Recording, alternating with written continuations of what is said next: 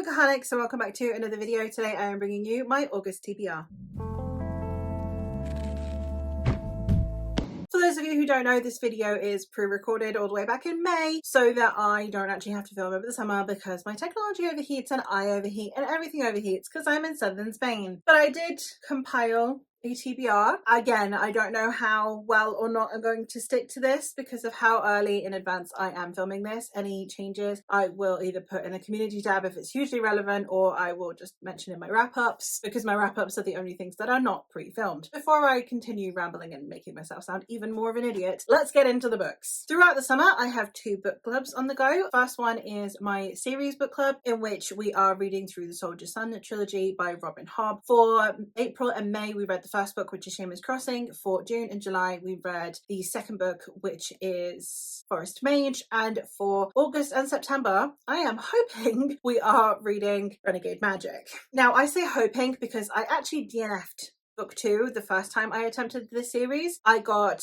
to 300 pages in to the second book and then DNF'd. So this is going to get mentioned in this TBR, but I don't know if I'm actually going to pick up this book or if I will once again DNF at book 2 or if the book club just fizzles out. We shall see. Hopefully future me can laugh at this regardless. But this is the third and final book in the Soldier's Son trilogy, which is about a young man named Neva who is the second son of a second son and is therefore destined for the cavalry, and it is discovered that he is actually going to play a relatively pivotal part in the war that his people are undergoing against the Spec people. This has a monastic Western vibe to it, so we have a monarchy, but it is in a Western style setting. I really like Robin Hobb's writing, and the first time I read this I did keep comparing it to Realm of the Eldlings, which is my favourite series, so I did have issues with it, I think, because of that, but also I do want to throttle our protagonist most of the time. We'll see if this actually gets read. You'll know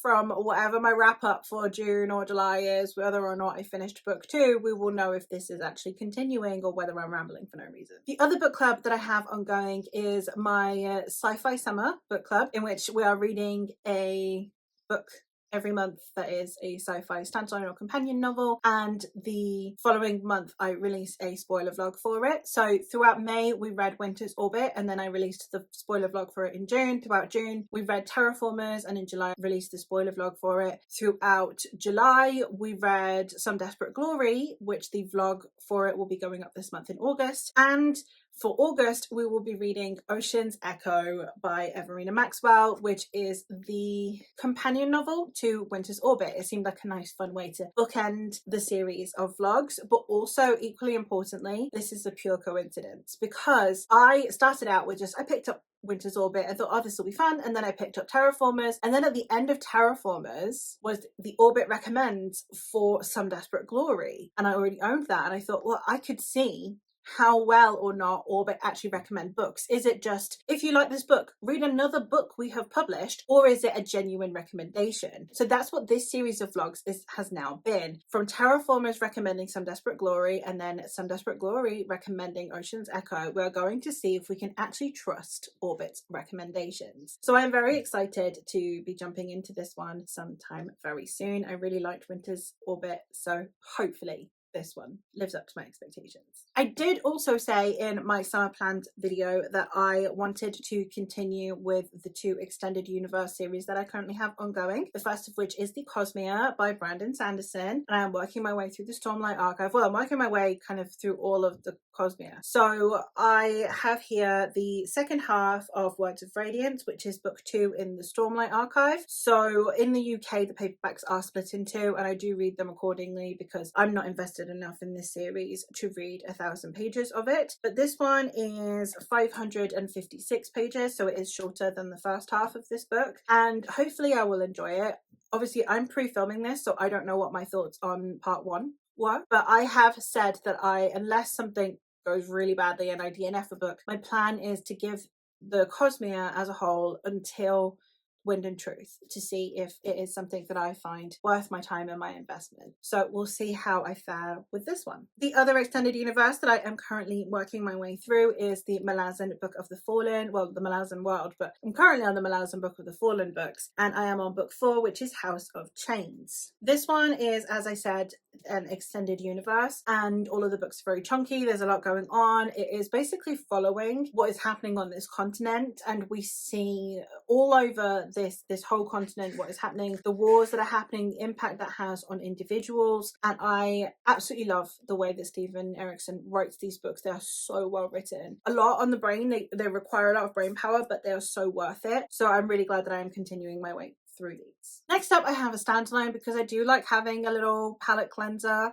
in here, especially with me having the 2 extended universes on there and also having my Robin Hobb on there. It gets a lot, so I figured that I would have a little palette cleanser that might just pop up if necessary. And the one for this month that I have is Midnight Bargain by C.L. Polk. This one is another Regency one. Regency is just, it's my bread and butter, okay? And I am really excited to get to this one. The tagline for this one is Marriage or Magic. We're following a character who is from a family who have lost all of their money and are dependent on her making a good match so that she can regain the prosperity for her family. However, if she marries, she then loses her magic, and she's very good at her magic and she loves her magic. So it is, I guess, eventually finding out, you know, whether or not she wants to save her family or save herself. I'm really excited for it, and I am hoping that I love this because I love Regency so much. So I really, really want more of it in my life. I did also say in my summer plans video that I would like to make sure that I am rereading throughout the summer. So the series that I am planning on rereading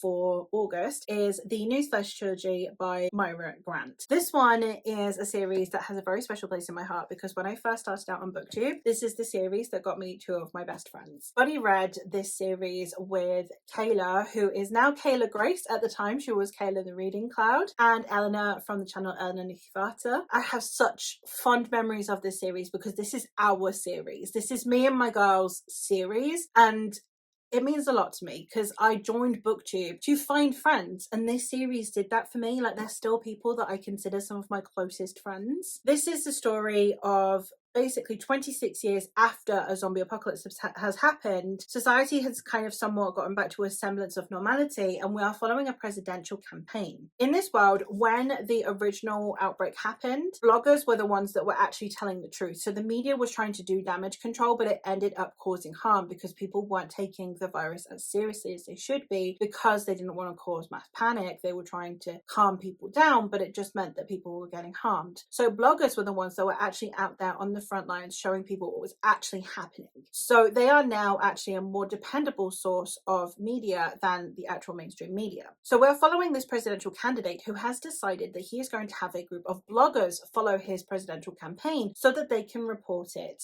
without bias. And we are following this group of bloggers specifically, led by a young woman named Georgia and her brother Sean, as they follow this presidential campaign. I love this series.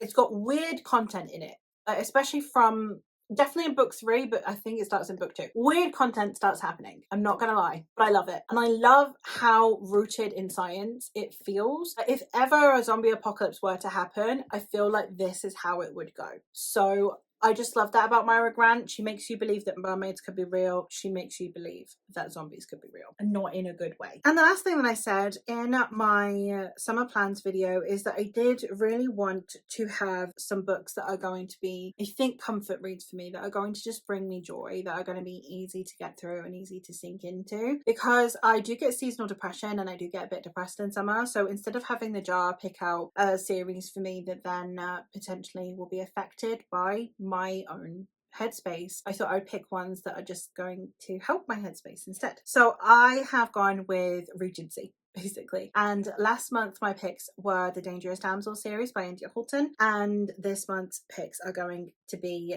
the Last Binding series by Freya Marsk. This is one that I had already been very excited to read and then was finally pushed over the edge to actually purchase them by my friend Meh, so I will leave her linked down below. And this one is a collection of, I believe, companion stories. So I think, as you normally get with romances, so you have a main romance in here with background characters, and then the background characters are in here, the main characters, and then I believe that the background characters of here are the main characters here. You know what I mean? This is a trilogy of, yes, I think it's actually Edwardian. It's not actually Regency. I just kind of lump them all in as a genre of like Austen-esque, but it's magical. I don't know much else about it really. I know that the first and last one are Achillean and the middle one is Sapphic, and we have a marvelous light, a restless truth, and a power unbound. So yeah, very excited for these. Sorry I can't give you a synopsis. I didn't pick them up for the synopsis. I picked them up because they are Regency. Said exactly the same thing with the India Horton ones, and I have no regrets. So yeah. Also, while I'm here, please recommend any other Regency fantasies that you have. Like, I need all of them. All of them. Literally any Regency fantasy that you can think of, please let me know, because I need them in my soul. Let me know what you are most excited to read in August, and if you've read any of these books and your thoughts on them. And that is all from me for today. So thank you ever so much for watching, and I will hopefully catch you in another one soon. Bye!